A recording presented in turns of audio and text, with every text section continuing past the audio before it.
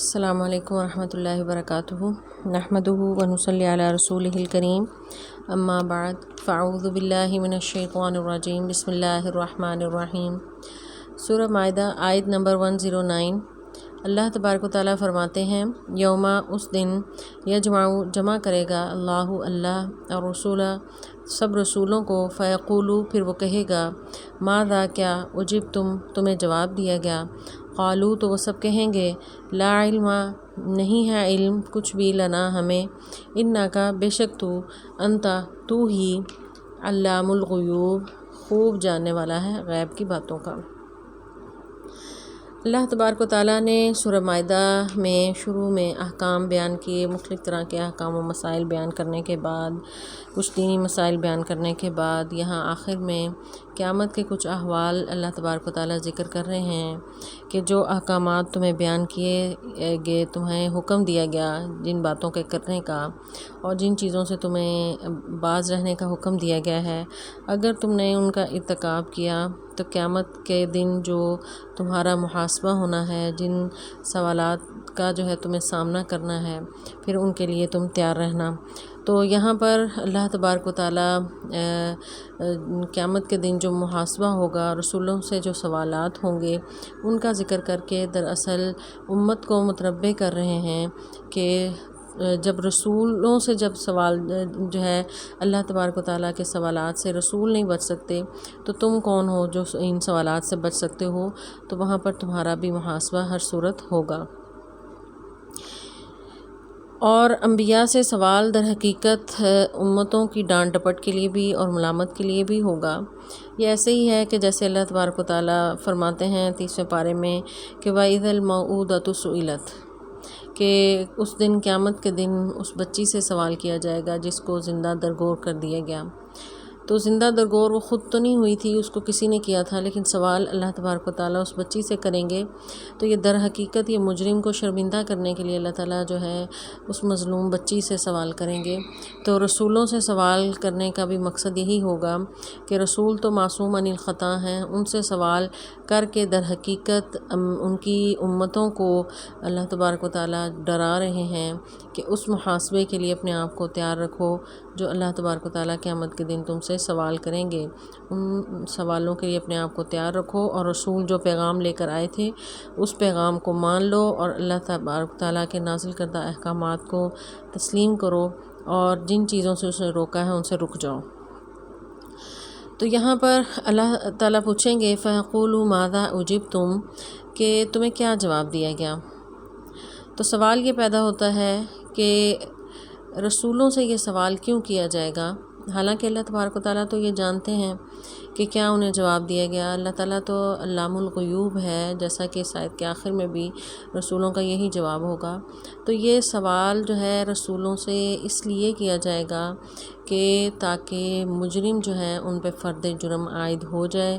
اور ان کو خود پتہ چل جائے کہ ہم نے جو گناہ کیے تھے، جس طرح ہم نے رسولوں کی نافرمانی کی تھی، ان کی باتوں کو جھٹلایا تھا، اب جو ہے وہ تیار رہیں کہ ان باتوں کا جواب جو ہے کس طرح انہوں نے دینا ہے۔ تو رسولوں کا جواب کیا ہوگا، قالو وہ کہیں گے لا علم لنا ہمیں کچھ علم نہیں ہے، ہمیں کچھ پتہ نہیں ہے۔ تو رسولوں کے اس جواب پر بھی مفسرین جو ہے مختلف اقوال ان کے ملتے ہیں کہ رسول جو ہے یہ جواب کیوں دیں گے کہ لا علم لنا، حالانکہ انہیں تو پتہ تھا کہ دنیا میں کیا جو ہے جب انہوں نے اللہ کا پیغام دیا تو ان کو جواب کس طرح ان کی امتوں نے دیا، کچھ لوگوں نے قبول کیا، کچھ نے انکار کیا۔ تو اس کا جواب بعض مفسرین یہ دیتے ہیں کہ اس وقت جو ہے قیامت کے دن اس قدر اس کی ہولناکی ہوگی، اس قدر خوف کی کیفیت ہوگی کہ اس خوف کی وجہ سے پیغمبر جو ہے وہ سکت نہیں رکھیں گے اور وہ فوراً سے کہیں گے کہ ہمیں نہیں علم۔ خوف کی وجہ سے پیغمبر جو ہے یہ جواب دیں گے۔ بعض مفسرین یہ کہتے ہیں کہ یہ جواب اس لیے وہ دیں گے کیونکہ کوئی اگر ایمان لے بھی آیا، کوئی بات مان بھی لی کسی نے پیغمبر کی، تو وہ اس کی دل کی کیفیت کو پیغمبر تو نہیں جانتے، وہ عالم الغیب تو نہیں ہیں، تو اس وجہ سے اور قیامت کا معاملہ جو ہے وہ کسی بھی ظن یا گمان کی بنیاد پہ نہیں ہوگا، وہاں پر ہر کسی کو یقینی بات ہی کہنی ہوگی اور اللہ کو یقینی بات کا ہی جو ہے وہ جواب دینا ہوگا، یقینی جواب دینا ہوگا ہر بات کا۔ تو اس وجہ سے پیغمبر چونکہ انہیں جو ہے اپنے امتیوں کے ایمان کی دل کی کیفیت کی خبر نہیں ہے، وہ عالم الغیب نہیں ہے، اس وجہ سے وہ یہ جواب دیں گے کہ اللہ تو بہتر جانتا ہے، جیسا کہ اس آیت کے آخر میں بھی اسی بات کی طرف ہی اشارہ ملتا ہے کہ انک انت العلام الغیوب، کہ تو ہی غیب کا تمام باتوں کا خبر رکھنے والا ہے۔ انک انت کہہ کر کا اور انتا دو دفعہ یہ ضمیر لا کر اس میں تاکید پیدا کی گئی ہے کہ بے شک تو ہی جو ہے وہ علام الغیوب ہے، تو ہمیں تو اس چیز کی خبر نہیں ہے۔ ایک تعویل جو ہے اس کی یہ بھی کی جاتی ہے پیغمبروں کے اس جواب کی، کہ پیغمبروں کی زندگی میں تو جو لوگ ایمان لائے یا جنہوں نے انکار کیا ان کے احوال سے متعلق تو پیغمبروں کو علم ہوگا، لیکن ان کے بعد لوگوں نے کیا کیا، ان کی باتوں کو مانا یا نہیں، ان کے لہوے جو شریعت کو انہوں نے کیا اس کے ساتھ سلوک کیا، اس کو بدلا یا نہ جو ہے اس پر عمل کیا، کس طرح جو ہے وہ زندگی گزارتے رہے، تو پیغمبروں کو ان باتوں کی خبر نہیں ہوگی، تو اس وجہ سے وہ اللہ تعالیٰ سے کہیں گے کہ قالوا لا علم لنا، ہمارے پاس ایسا کچھ علم نہیں ہے، اے اللہ صرف تیرے ہی پاس ہی تمام چیزوں کا علم ہے اور تو ہی خبر رکھنے والا ہے، تو اس وجہ سے وہ یہ جواب دیں گے۔ تو پیغمبروں سے یہ سوال ہوگا تو امت سے بھی لازمی سوال ہوگا، اور جیسا کہ رسول اللہ صلی اللہ علیہ وسلم کی بھی ایک حدیث بھی ہے کہ آپ صلی اللہ علیہ وسلم نے فرمایا کہ لا تزول قدم ابن آدم یوم القیامہ، کہ ابن آدم کے قدم نہیں ہل سکیں گے قیامت کے دن، حتیٰ یسأل عن خمس، یہاں تک کہ وہ 5 باتوں کا وہ جواب دے، ان عمری ہی، اپنی عمر کے بارے میں، فیما افناہ، جس میں اس نے یعنی کن کاموں میں اس نے اس کو فنا کیا، وان شبابہ فیما ابلاہ، جوانی کے بارے میں وہ خبر دے گا کہ کس کاموں میں اس نے اس کو پرانا کیا، وعن مالہ من این اکتسبہ وین انفقہ، مال کے بارے میں وہ اس نے 2 جو ہے سوالوں کے جواب دینے ہیں کہ مال کہاں سے کمایا اور کہاں خرچ کیا، وماذا عمل بما علم، اور عمل کیا کیا اس علم پر جو اس کے پاس تھا۔ تو ان 5 سوالوں کا جواب جو ہے ہر شخص نے اللہ تبارک و تعالیٰ کو قیامت کے دن دینا ہے، تو یہ امتوں سے سوال ہوگا، امتیوں سے ہر شخص سے سوال ہوگا، لیکن اس سے پہلے جو ہے رسول ان سے اللہ تبارک و تعالیٰ یہ سوالوں کا آغاز جو ہے اس سلسلے کا آغاز رسولوں سے کریں گے، اور کیونکہ وہ ذمہ دار تھے، وہ پیغام لے کر آئے تھے، تو اللہ تبارک و تعالیٰ سب سے پہلے آغاز جو ہے قیامت کے دن جو محاسبے کا ہے، حساب کتاب کا ہے، وہ رسولوں سے کریں گے، اس کے بعد امت سے سوالات ہوں گے۔ اس قول اللہ، جب فرمائے گا اللہ، یا عیسیٰ، اے عیسیٰ ابن مریم، مریم کے بیٹے عیسیٰ، اذکر، یاد کر، نعمتی، میری نعمت کو، علیکہ، تجھ پر کی، وعلی، اور تیری والدتک، اور تیری والدہ پر، اذ، جب، ایدتک، میں نے مدد کی تمہاری، بروح القدس، روح قدس کے ذریعے، تکلم الناس، تو کلام کرتا تھا لوگوں سے، فی المہدی، گود میں، وکہلاً، اور ادھیڑ عمر میں، وَإِذْ، اور جب، علمتک، میں نے سکھائی تمہیں، الکتابہ، کتاب، والحکمت، اور حکمت، والتوراۃ، اور تورات، والانجیل، اور انجیل، وَإِذْ، اور جب، تخلق، تو بناتا تھا، من الطین، مٹی سے، کہیئت الطیر، پرندے کی شکل جیسی، بإذنی، میرے حکم سے، فتنفخ، پھر تو پھونک مارتا تھا، فیہا، اس میں، فتکون، تو وہ ہو جاتا تھا، طیراً، پرندہ، سچ مچ کا، بإذنی، میرے حکم سے، وتبرئ، اور تو درست کرتا تھا، الاکمہ، مادر زاد اندھے کو، یعنی پیدائشی اندھے کو، نابینا کو، والابرص، اور کوڑھی کو، بإذنی، میرے حکم سے، وَإِذْ، اور جب، تخرج، تو نکال کھڑا کرتا تھا، الموتیٰ، مردوں کو، بإذنی، میرے حکم سے، وَإِذْ، اور جب، کففت، میں نے روک دیا، بنی اسرائیل، بنی اسرائیل کو، عنک، تجھ سے، اذ، جب، جئتہم، تو آیا ان کے پاس، بالبینات، واضح نشانیاں لے کر، فقالا، تو کہا، الذین، ان لوگوں نے، کفروا، جنہوں نے کفر کیا، منہم، ان میں سے، ان ھذا، نہیں ہے یہ، الا، مگر، سحر مبین، کھلا جادو۔ اس سے پہلے آیت میں انبیاء سے سوالات کا ذکر ہوا، اور اس کے بعد جو ہے حضرت عیسیٰ علیہ السلام سے بھی اللہ تعالیٰ سوال کریں گے، اور ان سوالات کے ذکر کرنے سے پہلے اللہ تبارک و تعالیٰ عیسیٰ علیہ السلام پر نازل کردہ کچھ انعامات کا ذکر کر رہے ہیں کہ جو ان پر اللہ تبارک و تعالیٰ نے کیے۔ سوال یہ پیدا ہوتا ہے کہ پہلی آیت میں تمام انبیاء کے سوال کو مجموعی طور پر اللہ تعالیٰ نے ذکر کیا، تو عیسیٰ علیہ السلام کا خاص جو ہے الگ سے ذکر کس لیے کیا؟ تو اس کا جواب یہ ہے کہ پیغمبروں سے مختلف ان کی امتوں کے بارے میں جو سوال ہوگا، ان کے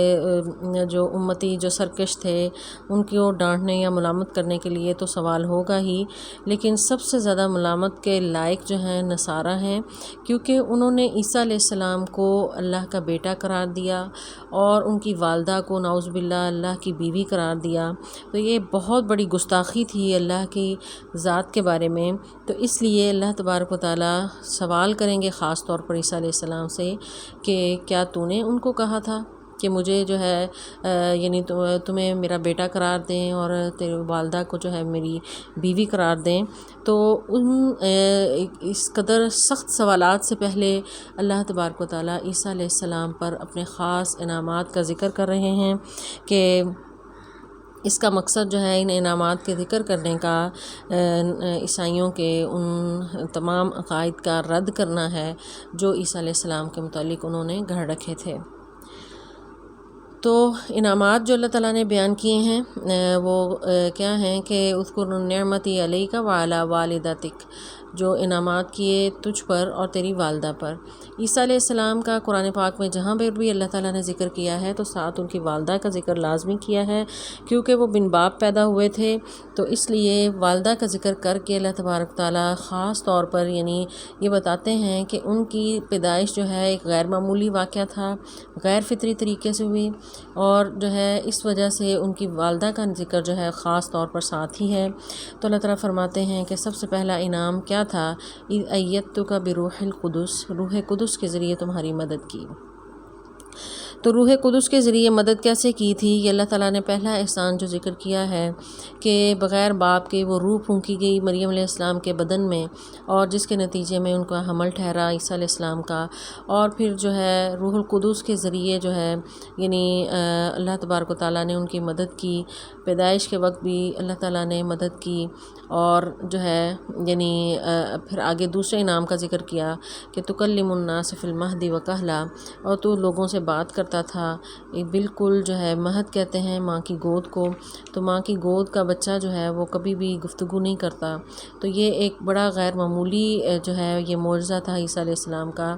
کہ وہ بالکل پیدا ہوتے ہی اس کے بعد یعنی بچہ بالکل جو شیر خوار ہوتا ہے وہ گفتگو نہیں کرتا، لیکن عیسیٰ علیہ السلام کو اللہ تعالیٰ نے قوت گویائی عطا کی، اور انہوں نے جو ہے اپنی والدہ کے متعلق جو نازیبا الفاظ کہہ رہے تھے ان کی برات کا اعلان کیا، اور اعلان کیا کہ انی عبداللہ، میں اللہ کا بندہ ہوں اور رسول ہوں اس کی طرف سے بھیجا ہوا۔ تو بالکل جس طرح کوئی بڑا انسان بات کرتا ہے ایسے انہوں نے گفتگو کی اپنی والدہ کی گود میں۔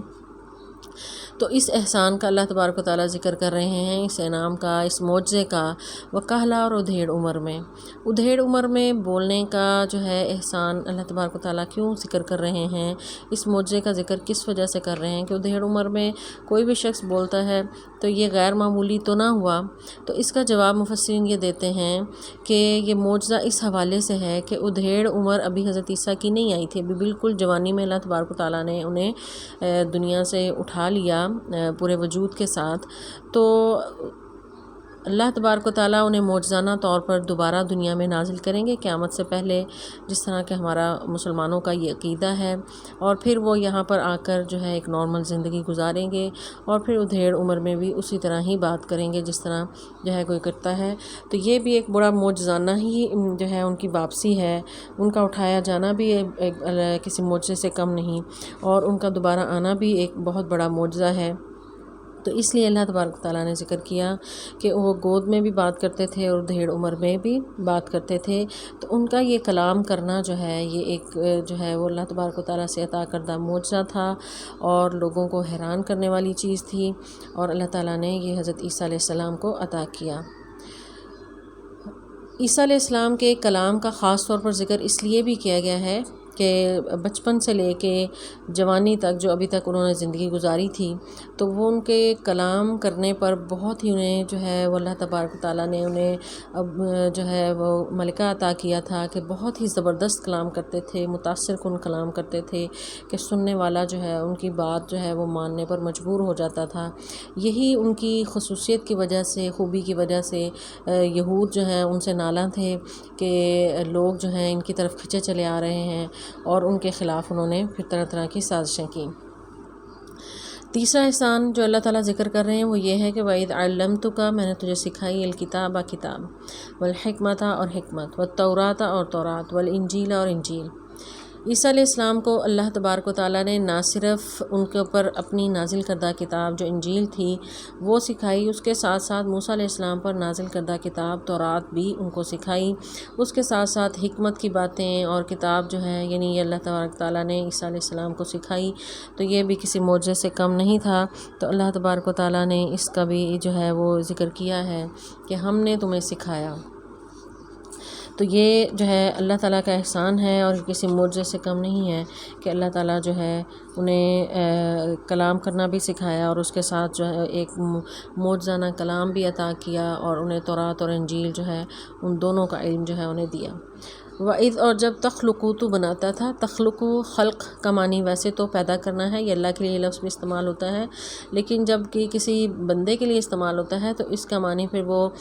یعنی تخلیق کرنا ان معنوں میں نہیں ہوتا جو اللہ کے لیے یہ لفظ استعمال ہوتا ہے۔ اللہ کے لیے لفظ استعمال ہو تو وہ ایسی تخلیق ہے کہ جو اس سے پہلے کبھی کسی نے نہ کی ہو،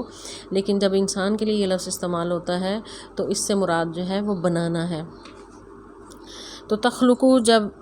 یعنی ظاہری شکل میں جو صورت میں جو بنانے والا تھا، تو من الطین، مٹی سے کہیت الطیر، تو عیسیٰ علیہ السلام کو یہ اللہ تعالیٰ نے معجزہ عطا کیا تھا کہ مٹی سے کوئی بھی پرندے کی شکل جب گھڑ لی جاتی تھی اس میں وہ پھونک مارتے تھے، تو اللہ تعالیٰ فرماتے ہیں کہ بِإِذْنِی، میرے حکم سے، فتنفخ، تو پھونک مارتا تھا، فیہا، اس میں، فتکون، وہ ہو جاتا تھا، طیراً، سچ مچ کا پرندہ، بِإِذْنِی، میرے حکم سے۔ تو یہاں اس آیت میں اللہ تبارک و تعالیٰ نے بِإِذْنِی کا لفظ جو ہے وہ 4 دفعہ لا کر یہ واضح کیا ہے، یہ مقصد بیان کیا ہے کہ یہ معجزات جو ہیں یہ حضرت عیسیٰ کے اختیار میں نہیں تھے، یہ اللہ تبارک و تعالیٰ کے جو ہے عطا کردہ معجزات تھے، اور جو ہے اللہ تبارک و تعالیٰ اگر نہ چاہتا تو عیسیٰ علیہ السلام ان کاموں پر قادر نہیں ہو سکتے تھے۔ تو یہ اللہ تعالیٰ نے انہیں یہ معجزات عطا کیے، یہ طاقت عطا کی، جس کے ذریعے جو ہے یہ کام جو ہے ان سے صادر ہوتے تھے۔ تو پہلا جو یعنی یہ معجزہ اللہ تعالیٰ نے عطا کیا جو انہیں کہ وہ پرندے میں پھونک مارتے تھے، مٹی کے جو بھی پرندہ بنایا جاتا تھا تو وہ بالکل سچ مچ کا پرندہ ہو جاتا، اور وہ اللہ کے حکم سے وہ اڑنے لگتا تھا۔ ایک معجزہ انہیں یہ بھی عطا ہوا کہ وَتُبْرِئُ، اور وہ درست کر دیتے تھے تم الأکمہ، مادرزاد اندھے کو، یعنی پیدائشی اندھا، جو